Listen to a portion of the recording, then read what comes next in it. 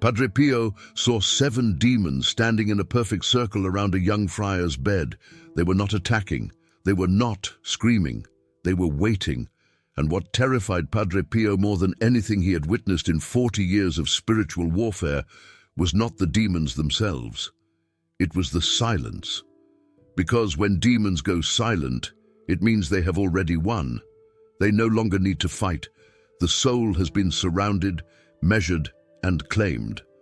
But Padre Pio did not run. He dropped to his knees and began to pray the only prayer that has ever made hell itself go silent. Not demons going quiet because they won. Hell going silent because it was defeated. What happened next was witnessed by 3 friars who all recorded the same event independently. The candles flickered.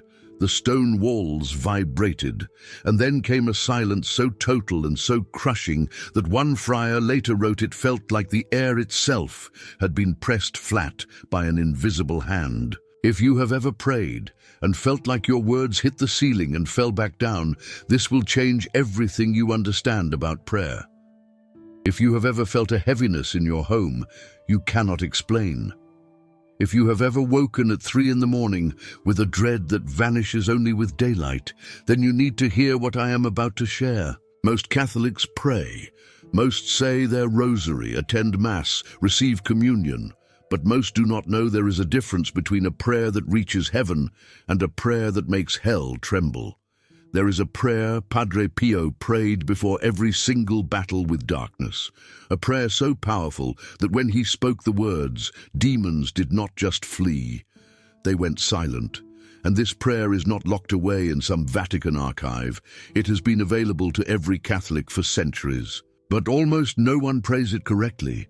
Almost no one understands the specific sequence that transforms ordinary words into a weapon that stops the armies of hell in their tracks. Let me tell you something most people do not realize.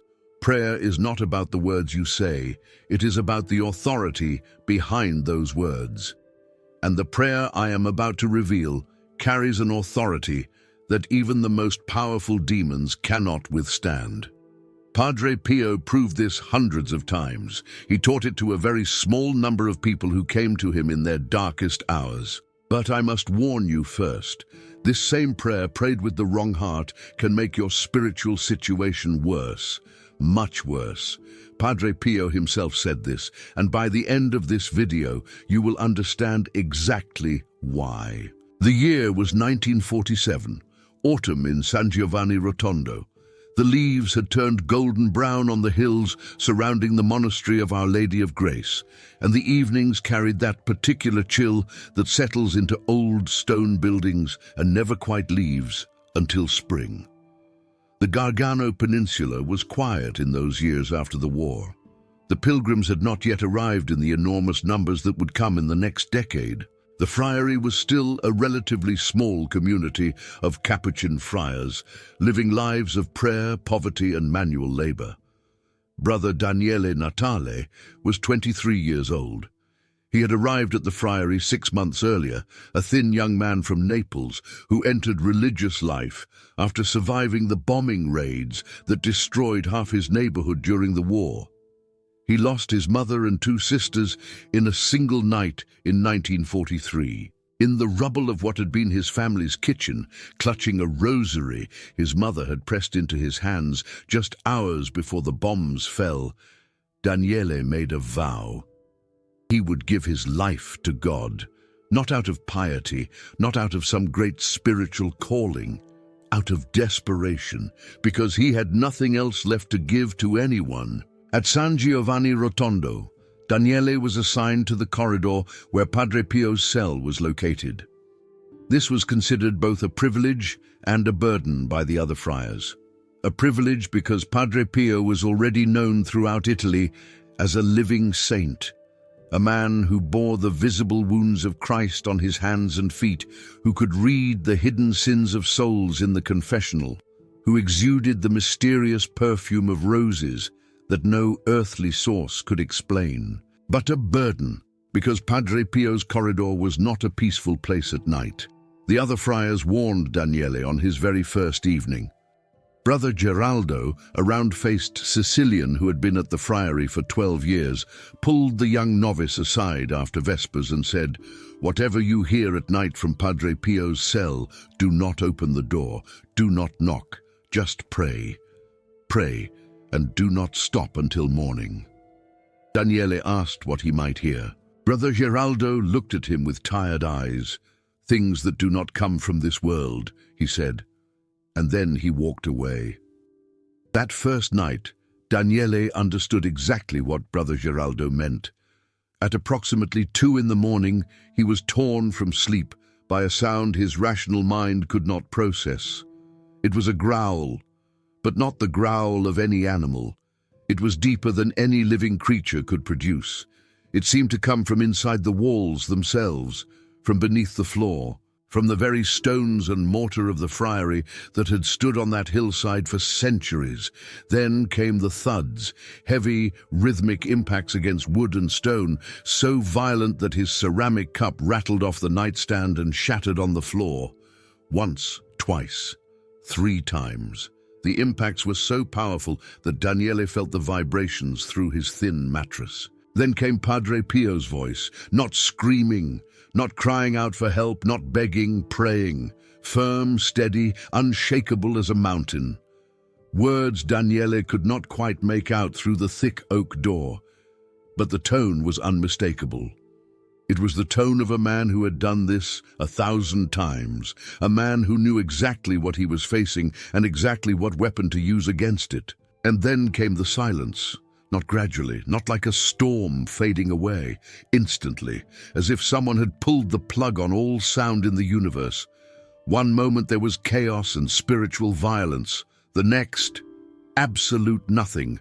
Not even the wind outside the window. Not even a distant dog barking from the village below. Nothing but the sound of Daniele's own heart hammering against his ribs. He lay in his cot, rosary clutched to his chest so tightly the beads left marks on his palms, and he did not sleep again until dawn. The next morning he found Padre Pio already in the chapel, kneeling before the tabernacle in the pale light of early morning. His brown habit was torn at the shoulder, the rough fabric ripped as if by claws. A bruise darkened his left cheek, already turning purple, and his gloves, the thin cotton gloves he wore to cover the bleeding wounds of the stigmata, were soaked through with fresh blood that had dripped onto the wooden kneeler beneath him. "Padre," Daniele whispered, "are you injured?" Padre Pio opened his eyes slowly. His gaze carried a weight Daniele had never seen in another human being. "They come every night," Padre Pio said quietly. "But last night was different. Last night they brought their general. There is one prayer that makes even the general retreat. One prayer that does not just push back darkness. It makes darkness go silent. And most Catholics have never prayed it correctly in their entire lives." Daniele could not stop thinking about those words. He had studied theology. He knew every standard prayer of the Church, but he had never heard anyone speak of a prayer that could make evil fall completely silent. Over the following weeks, Daniele began keeping a journal, recording every night of spiritual battle he witnessed, every sound, every silence, every morning after. This journal would become one of the most significant private documents in the Capuchin archives at San Giovanni Rotondo. And he noticed a pattern. The attacks followed a precise schedule. The worst battles came on the eve of Marian feast days, the night before important confessions, and the nights leading up to the first Friday of each month. But here is what nobody knew at the time. Here is what remained hidden in that journal until years later. Hold on, because this detail changes everything. Not every battle ended the same way. On some nights, chaos lasted for hours. Padre Pio would appear the next morning so exhausted he could barely celebrate Mass. But on other nights, the battle ended in seconds. Padre Pio would begin to pray, and almost immediately the devastating silence descended. On those mornings, he appeared not exhausted but radiant. Daniele was desperate to understand the difference. What did Padre Pio pray on the short nights? On December 8, 1947, the feast of the Immaculate Conception, Daniele got his answer. The attack began not with growls, but with cold. An extreme, sudden cold that turned his breath to mist. Then screaming started. Not from Padre Pio, from the walls, from the ceiling, from somewhere behind physical reality itself. Screams carrying a hatred so concentrated that Daniele collapsed to the corridor floor. Two other friars, Brother Carmelo and Brother Raffaele, came running. The three crouched together against the wall, clutching their rosaries, and then Padre Pio began to pray, but differently this time. Daniele could hear every word with perfect clarity, and he realized with a shock that Padre Pio was not praying any standard prayer of the Church. He was praying a specific sequence, a precise combination of invocations in an exact order. Daniele heard 4 distinct elements, not 3, not 5, 4. Padre Pio later confirmed the order was essential. Change it, and the prayer loses its power. Omit one element, and the demons laugh at you. But before I reveal them, you need to understand the spiritual mechanics, because without this understanding, the prayer becomes just words, and words without understanding are exactly what demons want you to pray. In the letter dated March 14, 1912, 25-year-old Padre Pio wrote to his spiritual director, Padre Agostino of San Marco in Lamis. This letter is in the Capuchin archives, but the passage I'm about to share was considered too disturbing for general publication for decades. Padre Pio wrote, "When the battle comes, I have learned there are levels of spiritual warfare. The lowest is resistance. You pray, you endure, you survive until morning. Most souls never get beyond this. The second is engagement. You pray with authority, you push back, you claim territory. Some saints reach this level, but there is a third level I have been shown, the level of silencing. At this level, you do not fight darkness. You extinguish its voice entirely. You do not defeat the enemy. You make the enemy cease to exist in your presence." He then described the 4-part prayer sequence. The first element is the triple invocation of the holy names: Jesus, Mary, Joseph, spoken 3 times with your full baptismal authority. Padre Pio wrote that these 3 names create what he called a triangolo di fuoco, a triangle of fire in the spiritual world. The name of Jesus establishes divine authority. Mary invokes the Queen of Heaven, whose heel crushes the serpent. Joseph calls forth the guardian of the Holy Family. 3 names, 3 times, 9 invocations, the number of completeness, the number of the Trinity. Padre Pio wrote that when he spoke these 9 words, the attacking demons would freeze, not retreat. Freeze. Their screaming cut off mid-syllable, their claws stopped mid-swing, frozen like statues of pure malice, caught in the amber of divine authority. The second element is Psalm 91, the entire psalm, not excerpts, every word. He who dwells in the shelter of the Most High will rest in the shadow of the Almighty. You will not fear the terror of the night. 1,000 may fall at your side, 10,000 at your right hand, but it will not come near you. Padre Pio explained this psalm is not merely comfort. It is a divine contract. God himself made these promises. When you speak them aloud in battle, you are reminding the spiritual world of what God has already decreed. The demons do not fear your voice. They fear the author of those words. He wrote that after the triple invocation, praying this psalm made the frozen demons tremble. Their dark forms became unstable, flickering, like shadows dissolved by advancing light. I have seen it with my own eyes. In my prayer group in Coventry years ago, we were praying for a woman named Dorothy, suffering terrible nightmares for months. When we reached the passage about not fearing the terror of the night, something shifted in the room. The curtains moved, no window was open. Dorothy suddenly relaxed and said, "I feel like something just let go of me." Her nightmares ended that night and never returned. The third element is the prayer to St. Michael the Archangel, not the shortened version most Catholics know. The original full prayer composed by Pope Leo XIII in 1886, after the Pope had a vision of Satan being given a century to try to destroy the Church. The full prayer calls upon Michael to thrust into hell Satan and all evil spirits who prowl about the world, seeking the ruin of souls. Padre Pio wrote that invoking St. Michael after Psalm 91 scattered the trembling demons like dead leaves in a violent wind. They could not hold their ground. The triangle of fire held them.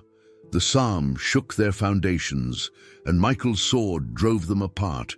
But here is what separates Padre Pio's prayer from every ordinary Catholic who recites these same words. There was a fourth element, and this fourth element is the one that makes hell go silent, not just demons retreating, hell itself losing its voice in your presence. This is what Padre Pio added from his own spiritual experience from 50 years of suffering, and it is the most powerful and the most dangerous part of the entire sequence. Dangerous because it can be twisted, and when corrupted, it becomes a weapon the darkness uses against you. The fourth element is the offering of suffering. Padre Pio would take whatever pain he was experiencing, the burning stigmata, the exhaustion, and speak these words. Lord Jesus Christ, I offer you my suffering, my blood, my pain, and my entire being as a weapon against the kingdom of darkness. Let my wounds unite with your wounds. Let my blood cry out as your blood cried out from the cross. Let my agony become the silence of hell. When Padre Pio spoke these words on December 8th, the result was instantaneous. The screaming from the walls stopped, as if a hand had been placed over every demon's mouth simultaneously. The cold vanished so quickly, the air seemed to crack. The darkness was replaced by a warmth that Daniele described as stepping into sunlight after being locked in a cellar for days. Not physical warmth. Something that reached past your skin into the darkest corners of your heart and filled them with light. Something positive replaced the darkness. Daniele called it il peso della gloria, the weight of glory. It pressed down on him like a hand on his shoulder, gentle but immeasurably powerful. He sank to the floor, not in fear, in awe, because he knew he was experiencing the presence of God himself responding to Padre Pio's offering. 3 friars witnessed this, 3 recorded it independently. All 3 descriptions match, the cold disappearing, the warmth replacing it, the silence that was not emptiness but fullness, not absence of sound but presence of something so overwhelming that sound could not exist alongside it. Remember this, remember the weight of glory, because it will matter tremendously when I tell you what happened to the woman who tried this prayer and nearly destroyed her family. In his 1912 letter, Padre Pio added something critical. He wrote, "This prayer is not mine. I did not create it. I was taught it by suffering itself. God allowed me to suffer so I would discover this prayer buried inside my own pain. Every wound was a lesson. Every sleepless night of agony was God forging a weapon inside me. And any Catholic who truly suffers, who truly carries a cross, who truly unites their pain with Christ, has this same weapon. You do not need stigmata. You need a cross. And every human being alive carries one. Now I must tell you what most people will not want to hear. In 1953, a woman named Antonia Ferretti came to San Giovanni Rotondo from Foggia. She was 46, a mother of 5, and her family was in crisis. Her husband Aldo had changed. Once a faithful Catholic, he had become distant, irritable, prone to sudden fits of anger. The children feared him, Antonia feared him, and no one could explain why. She had tried everything her faith taught her. She prayed the rosary every day. She attended daily mass. She had the home blessed by the parish priest. She wore the brown scapular and kept holy water by every door. Nothing changed. The oppression in the house grew thicker week by week, like fog rolling in from the sea, until the air in every room felt heavy and dark and wrong. In desperation, she traveled to San Giovanni Rotondo and waited 3 days for a place in Padre Pio's confessional line. When she finally knelt before the wooden screen and opened her mouth to speak, Padre Pio spoke first. "The problem is not your husband," he said. "The problem is what entered your house 6 months ago, and it is still there." Antonia began to weep. She had suspected this. She had felt it in her bones, in the way shadows in her house seemed to move when no one was walking past, in the way her youngest daughter refused to sleep in her own room, in the way the crucifix above the front door kept falling from its nail, even though the nail was firmly secured. Padre Pio then taught Antonia the 4-part prayer sequence. Same 4 elements. He spoke each element slowly, making her repeat it back, correcting her emphasis, insisting she understand not just the words, but the intention behind every syllable. He told her to pray it every night facing the front door, with a blessed candle and a crucifix held to her chest. And it worked. That very first night, standing in her hallway with the blessed candle flickering and her husband's old crucifix pressed against her heart, she prayed the 4 elements in sequence. And within minutes, something changed in the atmosphere of the house. She described it later as the feeling of a window being thrown open in a room that had been sealed shut for months. Fresh air, light, space to breathe. Within 2 weeks, Aldo changed completely. He came home from work one evening, sat down at the dinner table, looked at his children as if seeing them for the first time in months, and said, "I do not know what has been wrong with me. I feel like I have just woken from a very bad dream." For 3 years, Antonia prayed every single night without exception, and her home became a place of such peace that neighbors commented on it when they walked through the door. Then Aldo died, a heart attack at 51, on a construction site in Foggia, without warning, without symptoms, without a chance to say goodbye. He was carrying a bag of cement, his heart stopped, and he was dead before he reached the ground, and Antonia's world collapsed. She was angry, not at God, she told herself in those first dark weeks, at the injustice of it. She had prayed. She had followed Padre Pio's instructions to the letter. She had done everything right. She had kept her side of the bargain, and God had taken her husband anyway, without explanation, without even giving her the chance to hold his hand one last time. Bitterness entered her heart like water seeping through a hairline crack in a dam, slowly at first, so slowly she did not even notice, then faster, then torrential. She did not stop believing in God. That would have been cleaner, simpler.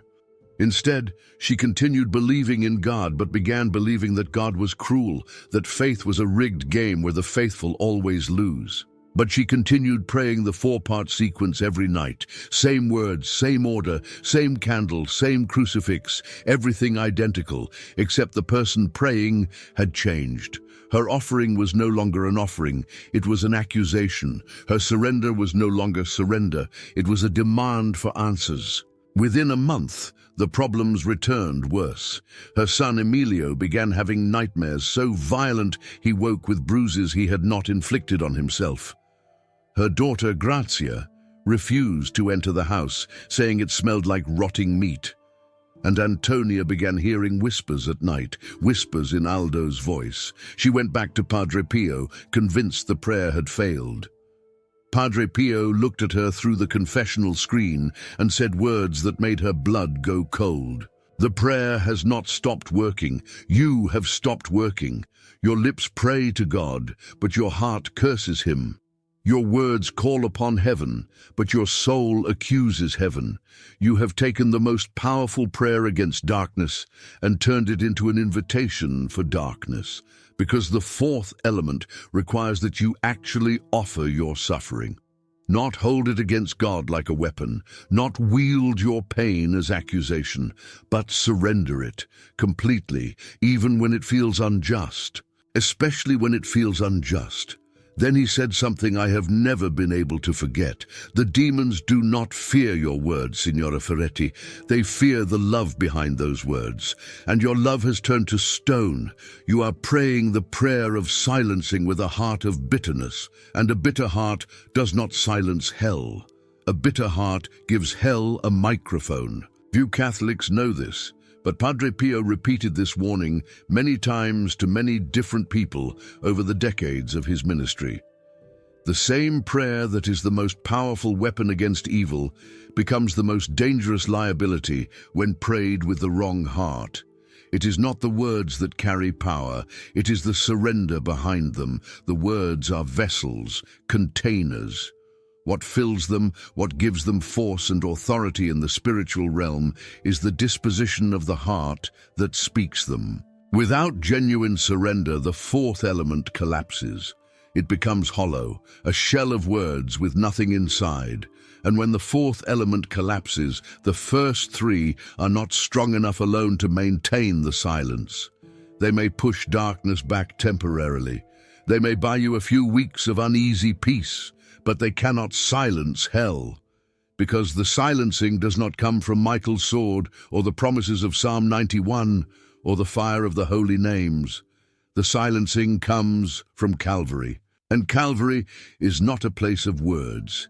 It is a place of suffering freely offered, of love poured out without limit, of a heart that says yes to God even while the nails are being driven in. And what is worse, far worse, the attempt to pray with authority you do not possess actually provokes a counterattack, because demons recognize counterfeit authority instantly. They can feel the difference between a heart that truly offers and a heart that merely recites.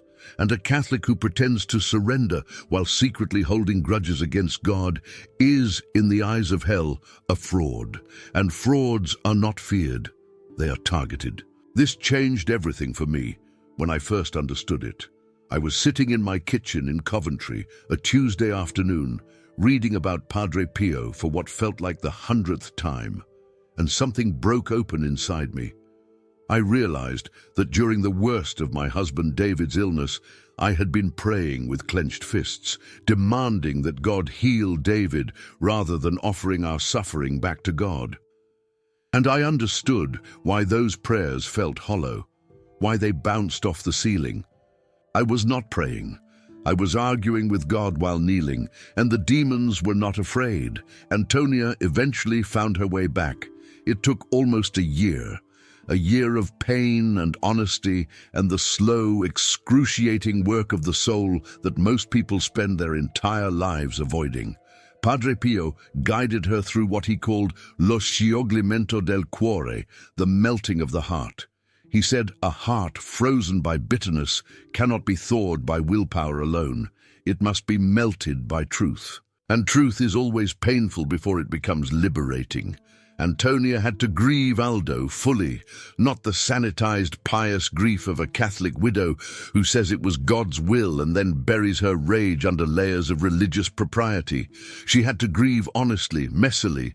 She had to rage at God in prayer, not politely, not with careful theological qualifications, but raw and ugly and unfiltered, bringing her anger to the foot of the cross and saying, "This is how I feel, and I am furious." She had to let go of the deeply embedded lie that faith is a transaction where you do the right things, and God guarantees the outcome you want. Faith is not a transaction. Faith is a relationship.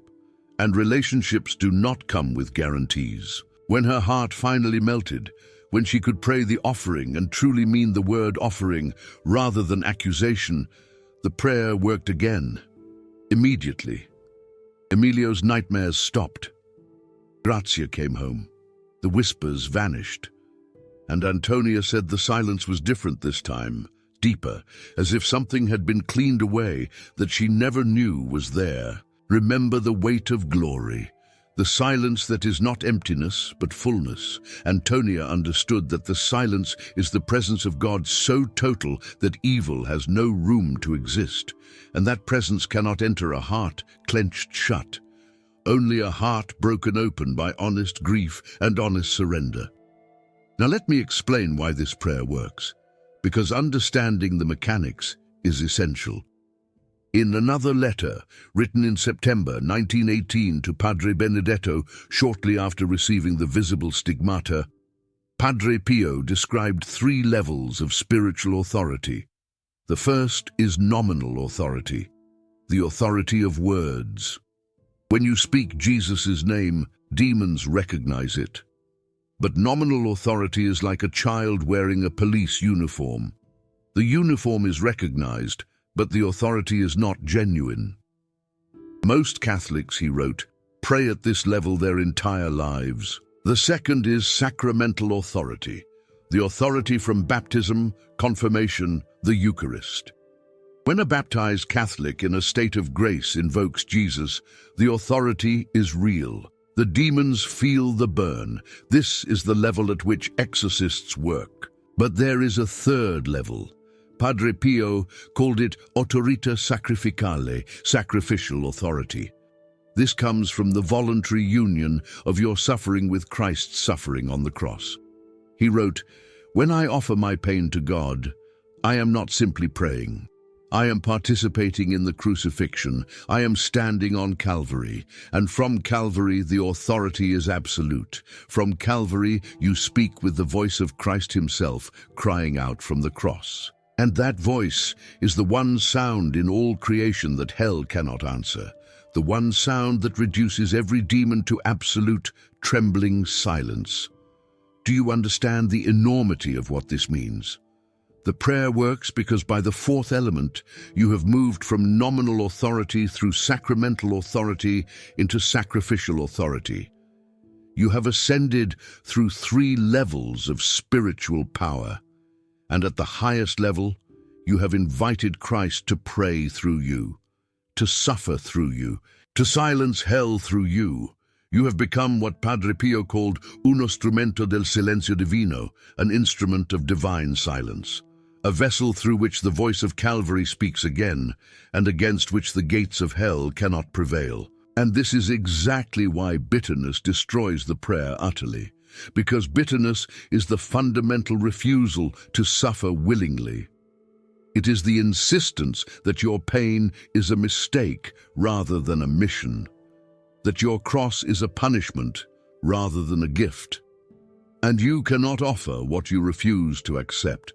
You cannot stand on Calvary while protesting the cross. You cannot participate in the crucifixion while cursing the nails. You just discovered something most Catholics will never learn.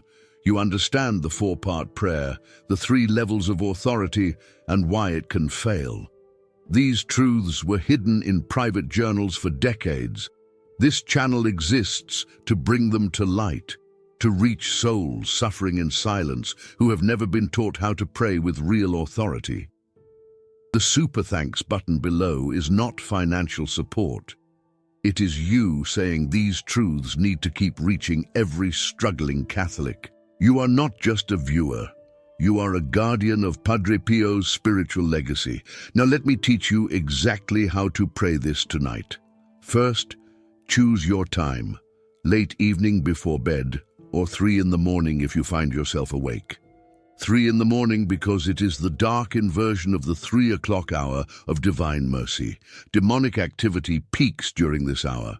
To pray here is an act of spiritual reclamation. Second, prepare your space. You need 3 things: a blessed crucifix, a lit candle preferably blessed, and a rosary in your hands because it carries protective power simply by being held. Third, enter a state of grace. If you have unconfessed mortal sins, the prayer will not carry sacramental authority. Go to confession first. The prayer can wait a day. Your soul cannot. Now the 4 elements in sequence. Begin with the triple invocation. Face the crucifix, hold the rosary, speak aloud with firm conviction. Jesus, Mary, Joseph, I place myself in your presence. Jesus, Mary, Joseph, I invoke your protection. Jesus, Mary, Joseph, I surrender to your authority. Speak slowly. Let each sacred name land. Padre Pio said rushing the holy names is like throwing pearls on the ground. Then pray Psalm 91 in its entirety. Read it from a Bible if needed, but Padre Pio encouraged memorizing it. Memorized scripture carries deeper authority. It is no longer borrowed words. It is your own truth absorbed by faith. Then pray the full prayer to St. Michael the Archangel, not the abbreviated version, the original complete prayer from Pope Leo XIII. Find the full text, print it, keep it with your prayer materials. And finally, the offering of suffering. Place your hand on the crucifix, close your eyes, speak from the truest, most surrendered place in your soul. Lord Jesus Christ, I offer you every pain I carry, every disappointment, every loss, every wound life has carved into me. I do not understand why I suffer, but I choose to believe my suffering has meaning in your hands. Take my cross and unite it with yours. Let my pain become your weapon against darkness. Let my tears become holy water that drives back the enemy. I offer it all, not because I am strong, because you are strong, and I am small enough to fit inside your wounds. Do not memorize these exact words. Padre Pio insisted the offering must be personal. It must come from your real suffering, your actual cross. Use your own words, but the essence must be the same: acceptance, surrender, offering. A heart that says yes to God even when everything inside you screams no. This is what truly matters, not perfect words, not perfect theology. A heart that says yes even in the dark, that is the heart that makes hell go silent. I want to share one last thing. When David was in the hospital and the doctors told us the cancer had returned, I went to the hospital chapel at 2 in the morning. It was empty. The only light came from the small red lamp beside the tabernacle. And I was angrier at God than I had ever been. I had prayed, I had offered, and here was the cancer again. I knelt down and instead of praying proper words, I told God the truth. I told him I was furious. I told him I felt cheated. I told him this was not how the story was supposed to go. And right there in that empty chapel, with mascara running down my face and my fists clenched, I felt something I cannot explain. A warmth that went through me the way sunlight goes through glass. Past the anger, past the fear, past the grief, until it touched something at the very center of me that had been waiting for exactly this moment. And I heard 3 words, not with my ears, with my soul. I know. Offer it. That was all. I know. As if God was saying, I see your anger, your grief, the mess you are right now, and I am not shocked or disappointed. I know, and then offer it. Not a command, an invitation. And I did. I offered David's cancer, my fear, my anger, everything. Not gracefully, messily, and desperately, but honestly. And the chapel went quiet in a way I had never experienced. Quiet the way Brother Daniele described the corridor. Quiet the way Antonia described her home after her heart melted. Not absence of sound, presence of something so vast that sound could not exist beside it. The weight of glory on my shoulders, telling me without words that everything was going to be all right. Not because the cancer would go away, but because the love would not. David's cancer did go into remission. The doctors called it unusual, but I knew what happened. I was there at 2 in the morning when I stopped arguing with God and started offering. If you are suffering right now, if you carry a cross that feels too heavy, if you are under spiritual attack or simply weary of a world growing darker by the day, this prayer is for you. Not because it guarantees your problems will disappear, but because it guarantees your suffering is not wasted, that your cross offered to Christ becomes a silence so deep that hell itself holds its breath. Pray it tonight. Even if your heart is only half surrendered, start where you are, offer what you can. Trust that the God who accepted a broken offering from Antonia Ferretti and a messy, tear-stained offering from a frightened woman in a hospital chapel will accept yours too. Padre Pio said, pray, hope, and do not worry. But he also said something less known, shared with a small group of friars in his last year. When you pray with a surrendered heart, you do not just reach heaven, you make the powers of hell hold their breath. And when hell holds its breath, grace rushes in to fill the silence. And that grace changes everything. That is the prayer that makes hell go silent. 4 elements, 1 surrendered heart, and a silence so powerful that even the demons stand in awe. It has been waiting for you. Have you ever experienced a sudden, unexplainable silence during prayer? A moment when something heavy lifted, when you felt a presence you could not put into words? Write silence in the comments if you have felt this. If not yet, write ready, because now you know exactly how to pray for it. Share your experience below. Your testimony might give someone else the courage to pray this prayer for the first time. And that is how the silence spreads.